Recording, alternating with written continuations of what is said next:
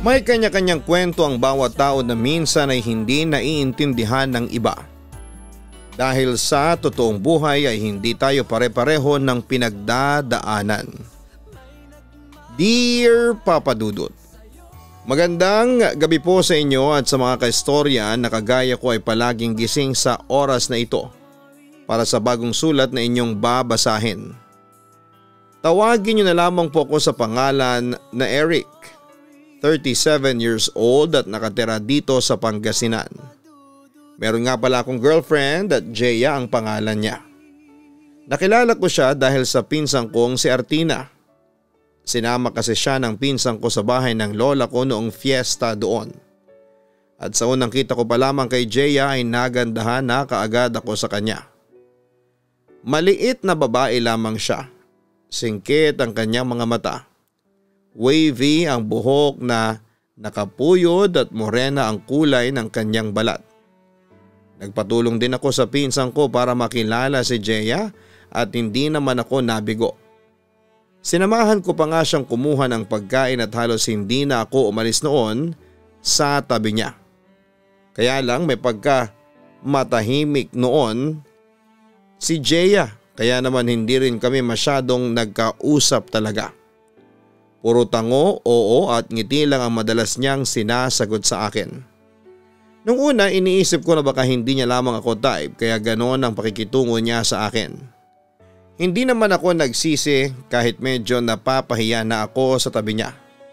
Kasi nga ang tahimik niya. Sa loob-loob ko at least nag-first move ako.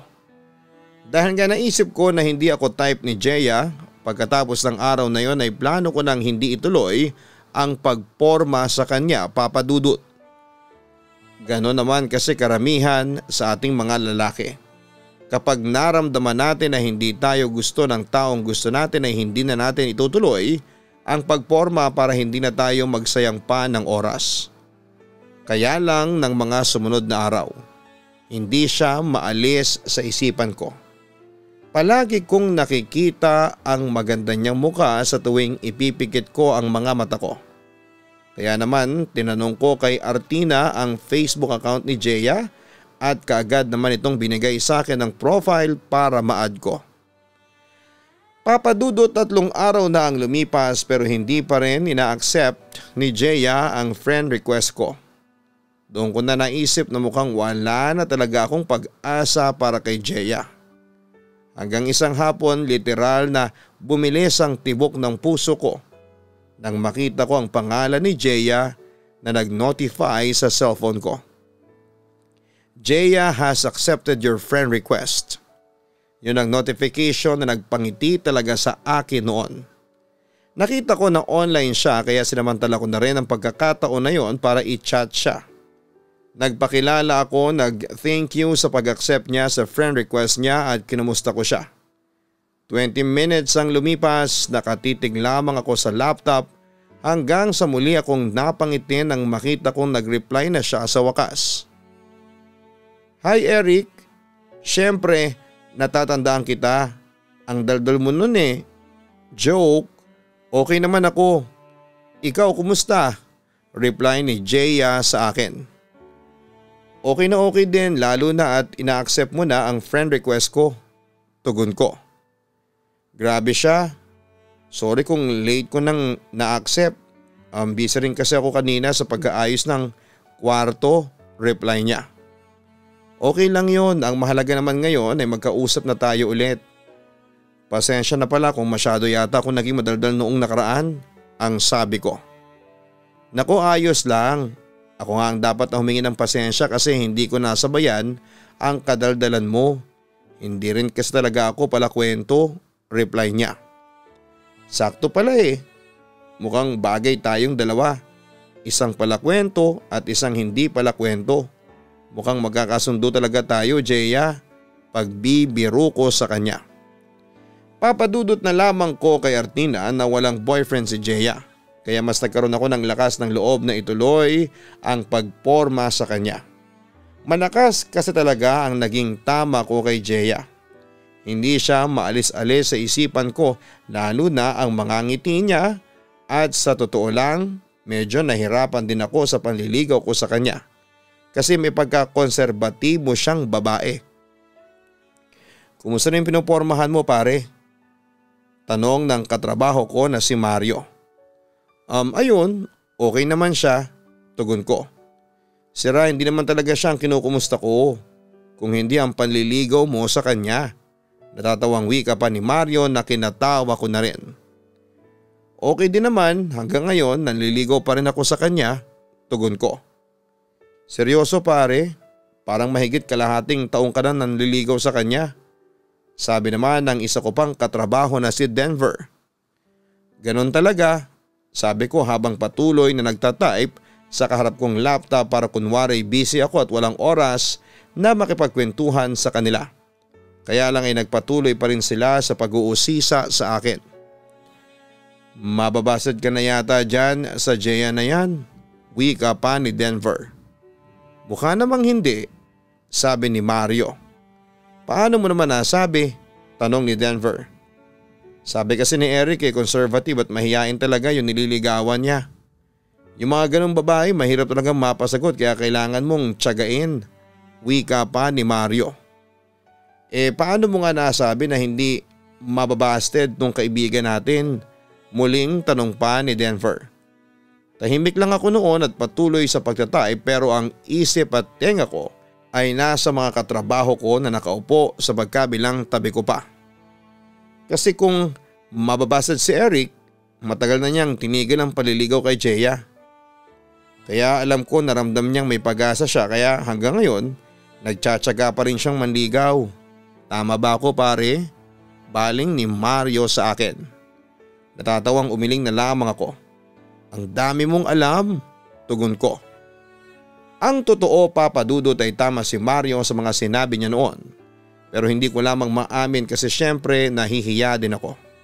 Pero isa sa mga dahilan kung bakit hindi pa ako humihinto sa panliligaw kahit medyo may katagalan na at naiinip na rin ako kasi ramdam ko naman na kahit papaano ay may patutunguhan ang lahat. Na hindi masasayang ang effort na ginagawa ko noon para kay Jaya. "Salamat sa paghatid mo sa akin dito sa apartment," wika noon ni Jaya. "Wala yun. Alam mo naman gusto ko lang na safe ka makauwi dito," tugon ko naman sa kanya. "Oo, pero nahihiya rin kasi ako sa iyo ang sabi niya. "Bakit ka naman mahihiya? Gusto ko naman tong ginagawa ko," ang wika ko sa kanya. "Siyempre kasi alam mo naman na napapagod ka rin. Out of the way kaya tong place ko sa place mo," wika niya. "Okay lang yon kasi ang mahalaga naman sa akin ay nakasama kita kahit sa paghahatid ko man lang sa'yo dito pa uwi sa place mo," tugon ko. "Hindi ka pa ba napapagod?" tanong niya. Ngumiti ako at hinawakan ang mga kamay niya. "Kahit kailan ay hindi ako mapapagod," tugon ko. Gumuhit din ang ngiti sa mga labi ni Jay at parang nag-slow motion sa akin ang lahat. Nang dahan-dahan niyang nilapit ang mga labi niya na dumampi sa pisngi ko. "Ingat ka," wika pa niya bago pumasok sa loob ng bahay. Naiwan ako sa kinakatayuan ko na nakahabol ng tingin kay Jaya hanggang sa makapasok na siya sa loob ng apartment niya. Wala sa loob na nasapo ang pisngi ko, kung saan ay dumadampi ang mga labi niya at muli akong napangiti nang makaramdam ako ng munting kilig sa puso ko. Papadudod si Jaya ang babae na pinakamatagal kong niligawan sa tanang buhay ko. At aaminin ko na may mga panahong naiinip na rin talaga ako noon. Gusto ko na siyang sukuan kasi hindi ko na rin talaga alam kung may mapapala pa ba ako sa panliligaw na ginagawa ko sa kanya noon. Kasi kahit ramdam ko na parang gusto niya rin naman ako at nagpapakipot lamang siya, may mga oras na parang nararamdaman ko na mali na yung interpretasyon ko. Lalo na kapag tahimik lamang si Jaya na kasama ko. Parang malamig ang pakikitungo niya sa akin at hindi niya ako trip na kausap. Sumasagi sa isipan ko ang mga tanong na kailangan ko pa ba talagang ituloy ang ginagawa ko o hanggang doon na lamang talaga kami. Pero wala sadyang tinamaan ako sa kanya. Kaya hindi ko siya mabitaw-bitawan. Lalo na at may mga oras na medyo sweet din siya sa akin kahit na papaano. Ganon yata talaga kapag nagmamahal tayo ng totoo. Mahirap nang kontrolin ang nararamdaman. Kaya naman sa kabila ng sinasabi ng mga kaibigan ko na itigil ko na ang panliligaw ko ay nagpatuloy pa rin ako sa ginagawa ko. Pinakita ko kay Jaya na deserving ko ang matamis niyang oo. Na seryoso ako sa panliligaw ko sa kanya. Na mahal ko talaga siya.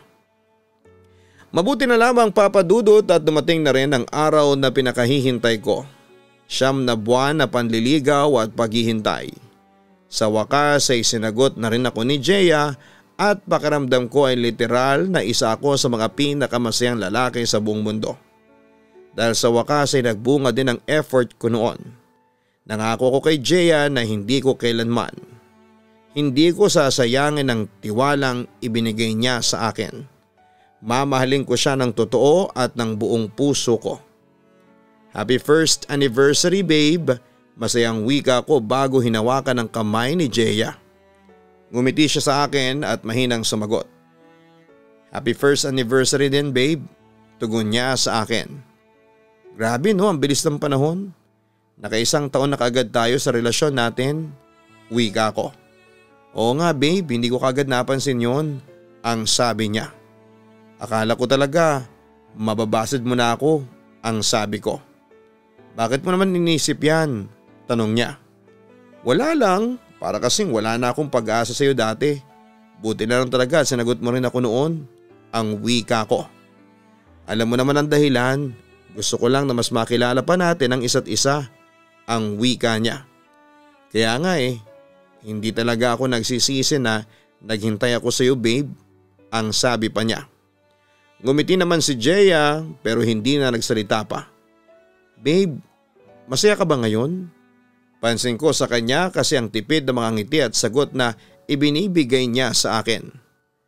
Ha, syempre naman babe. Masaya ako. Kaagad na sagot niya sa akin. Para kasing may iba kang iniisip. Ang wika ko. Ano lang kasi, alam mo naman na medyo hindi ako sanay sa mataong lugar. Kaya heto, nahihiyang sabi niya. Medyo kilalang restaurant ang pinuntahan namin para mag-celebrate kami ng aming first anniversary. May kamahalan din ang pagkain doon pero ayos lang kasi gusto ko talaga na maging espesyal ang araw na yon para sa aming dalawa papadudot. Pero dahil araw ng linggo, medyo madaming customer doon sa restaurant. Gusto mo ba na umuwi na lang tayo ng maaga? Tanong ko. Okay lang ba? Pasensya na talaga ha. Hindi lang ako sanay babe. Wika naman niya. Papadudot, kahit gusto ko pa sanang magtagal kami doon para mas masulit ang bayad namin at oras ng pagsasama sa isang espesyal na lugar. Pinili ko na lamang na umuwi kami ng maaga para mas mag-relax ang girlfriend ko. Introvert at claustrophobic siya kaya ayaw niya ng maraming tao sa paligid. Babe, eto ang kape oh. Ang wika ni Jaya nang makalapit sa akin habang nakaupo ako sa may sofa. Thank you babe, tugon ko. Bukas ang TV na nakaharap noon at may nagpe-play na romantic movie. Nakaramdam ako ng paghawak ni Jaya sa kamay ko at pagsandal niya sa balikat ko. Babe, thank you ha. Malambing na sabi niya sa akin habang hawak niya ang kamay ko. Para saan? Pagtataka ko. Kasi palagi mo na lamang akong pinagbibigyan sa gusto ko, ang wika niya. Give and take lang naman tayo babe, sabi ko. Hindi ikaw yung madalas na nagpapaubaya. Babe, ikaw yung palaging nag-a-adjust sa ating dalawa. Kaya nga minsan ay nahihiya na ako sa iyo. Kasi palagi ka na lamang nag-a-adjust sa ugali ko. Medyo malungkot na sabi niya. Which is okay lang sa akin kasi hindi naman ako masyadong nahihirapan na mag-adjust. Ang sabi ko sa kanya. Thank you talaga babe. Malambing niya akong hinagkaan sa pisngi ko bago niyakap ang braso ko. Sa totoo lang, papadudot ay medyo malaking adjustment din ang kinailangan kong gawin para sa relasyon namin ni Jaya. Lalo na ata na may pagka-outgoing person ako. Madalas na sumasama ako sa mga kaibigan ko na lumabas, mag-party at makipag-inuman. Gusto kong isama si Jeya pero never siyang sumama dahil ayaw niya sa mataong lugar. Kaya naman wala akong ibang nagagawa kung hindi ang hayaan na lamang siya sa gusto niyang gawin. Papadudot may mga oras naman na naisasama ko si Jeya sa mga lakad ko lalo na kapag family gathering. Pero sobrang bihira lang yon kasi kahit sa family ko ay nahihiya rin siya na magpakita. Hello babe, hindi ka na ba talaga makakasunod dito? Tanong ko habang kausap ko sa cellphone si Jeya. Babe, hindi na talaga eh. Sumasakit kasi ang puson ko. Tugon niya sa kabilang linya. Gusto mo ba na sunduin kita? Tanong ko pa. Wag na babe, bawi na lang talaga ako next time. Pasensya na kasi masakit talaga ang puson ko. Ang wika pa niya. Masakit ba talaga ang puson mo o ayaw mo lang talaga na pumunta dito dahil iniisip mo na maraming bisita? Tanong ko.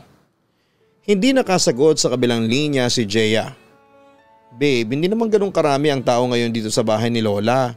Malit lang naman ang pamilya namin. Saka alam mo na matagal ka na rin gustong makilala ng family ko.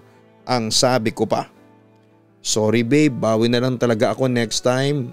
Wika naman niya. Kagaya ng dati wala akong nagawa kung hindi ang hayaan siya sa gusto niyang gawin. Nasaan na ang girlfriend mo? Tanong ni Mommy. Birthday pa noon ni Lola at kompleto ang pamilya namin. Kasama ang mga partner ng pinsan at kapatid ko. Masakit daw po ang puso niya kaya hindi raw po siya makakasunod. Tugon ko. Dapat sinundo mo na lang siya. Ang wika pa ni Mommy. Hindi rin daw po siya talaga makakasama kahit sunduin ko siya. Dahil hindi raw po talaga okay ang pakiramdam niya. Ang wika ko.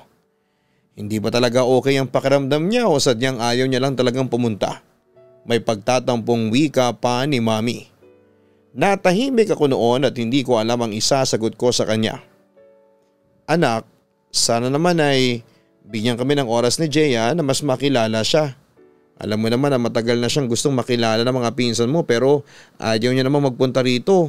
Ang wika pa ni Mommy. Mahihain po kasi si Jeya, Mommy. Ang sabi ko. Ayos lang naman yun pero kasi magiging parte na rin siya ng pamilya na ito kaya dapat nag-e-effort din siya na makilala kami. Hindi pwede na palaging kami ang maghihintay at mag-a-adjust para sa kanya, ang sabi pa ni Mommy. Papadudot may point si Mommy sa sinabi niya na yon. Hindi lang naman siya ang naghahanap kay Jeya kung hindi pati na rin ang mga pinsan at kapatid ko. Sa paglipas pa ng panahon sa relasyon namin ay parang 3 beses pa lamang siyang nakakasama ng pamilya ko. Hindi pa nga siya nakilala ni Lola na ilang beses nang umuwi galing Canada. Ako pa naman ang bunso sa aming 4 na magkakapatid kaya excited na rin siyang makilala ang girlfriend ko. Grabing sobrang mahiyain talaga ni Jeya, no? Ang wika pa ni Ate Iris. Oo ate, ewan ko ba dun? Wala naman dapat siyang maramdaman na hiya since kayo na pamilya ko lang ang makakasama niya dito sa bahay. Ang sabi ko naman. Oo nga parang kakaiba. Nung minsan na sinama mo siya rito, ramdam ko na hindi talaga siya komportable. Parang ayaw niya na napapalibutan ng mga tao. Ayaw niya nang may nakatingin sa kanya. Eric, minsan ba natanong mo sa kanya ang dahilan kung bakit ganoon siya? Baka kasi may mas malalim siyang dahilan kung bakit hindi siya komportable sa ibang tao. Sabi pa ni Ate Iris. Papadudot nung una ay normal lang naman para sa akin ang ganong ugali ni Jeya. Pero habang tumatagal ay parang hindi na ngayon nagiging okay sa akin. Wala akong problema kung hindi siya sumasama sa mga lakad namin ng mga kaibigan ko kasi nga alam ko na ayaw niya sa mga party o mauusok at maiingay na lugar. Pero pati kasi sa bahay ni na Mommy ay hindi rin siya komportable. Kaya naman sinunod ko noon ang payo ni Ate Iris na kausapin si Jeya tungkol sa bagay na yon. May gumugulo ba sa isipan mo, babe? Tanong ni Jeya habang magkasama kami sa place niya. Wala naman, tugon ko. Pakiramdam ko meron. Ano ba yun? Pag-uusisa pa niya. Napapaisip lang ako, babe. Bakit ayaw mo sa matataong lugar? Tanong ko sa kanya. Nasabi ko na sa iyo yan eh. Hindi ako komportable, wika niya. Pero bakit nga? Tanong ko pa. Saglit na natahimik si Jeya at nakatitig sa akin at tila pinag-iisipan ang susunod niyang sasabihin. Hanggang sa ipagtapat niya sa akin ang isang bahagi ng kanyang nakaraan. Papa Dudut, biktima ng pagmamaltrato si Jeya ng kanyang kinalakhan na tito at tita. Ulila na siya sa tatay at ang nanay niya ay nagtatrabaho sa abroad. Inihabilin siya nito sa kanyang mga tito at tita na madalas siyang sinasaktan sa harap ng 5 pinsan niya na ni minsan ay hindi man lang siya tinulungan o ipinagtanggol. Madalas pa na pati ang mga ito ay sinasaktan siya ng verbal at pisikal. At nang malaman yon ng nanay niya, nang makauwi ito galing abroad ay kaagad siyang kinuha nito at kailanman ay hindi na muli pa itong nag-abroad.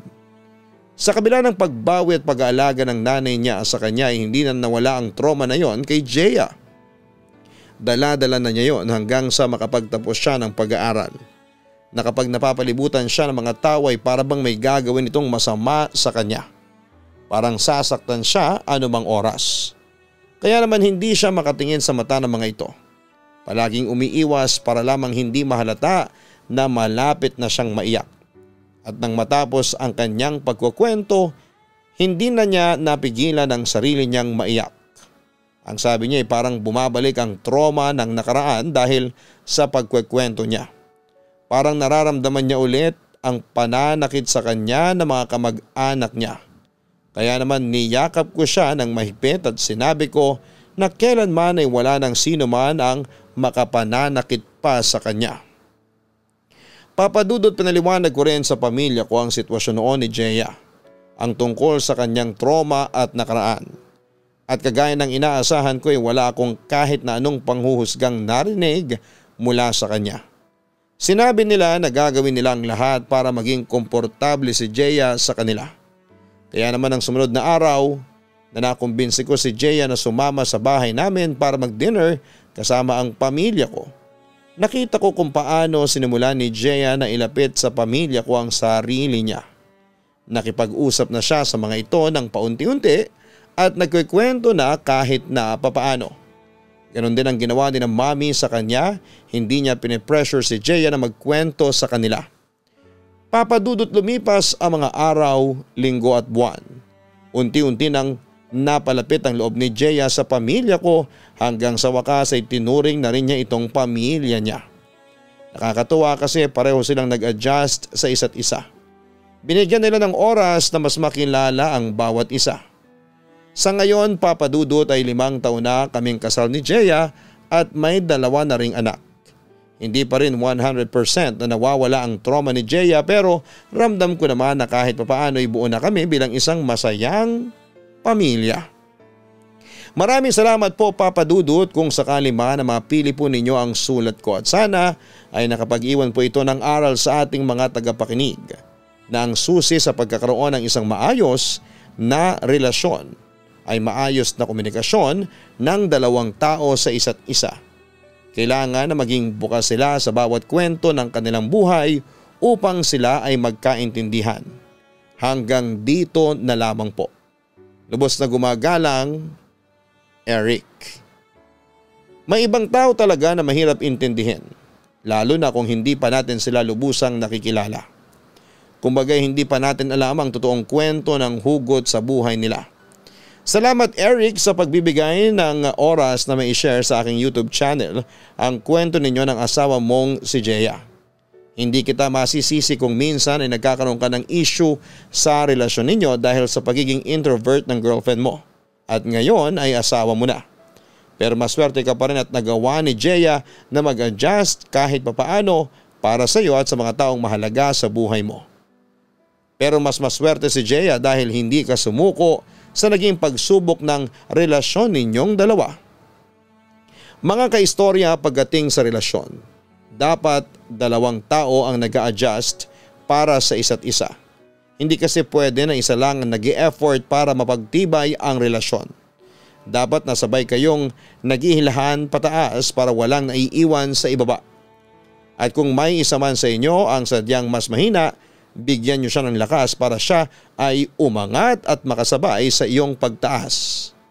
Huwag kalimutan na mag-subscribe sa Kaistorya YouTube channel at sa isa ko pang channel, ang Papa Dudut Family. Maraming salamat po sa inyong lahat. Ang buhay ay mahiwaga, laging may lungkot at saya. Sa Papa Dudut Stories, laging may karamay ka.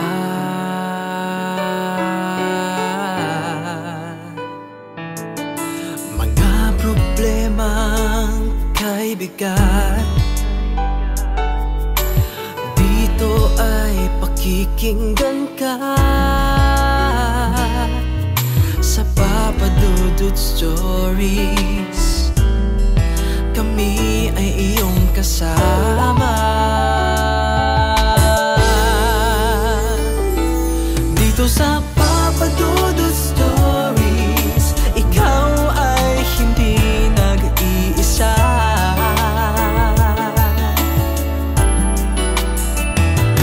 Dito sa Papa Dudut Stories, may nagmamahal sa'yo.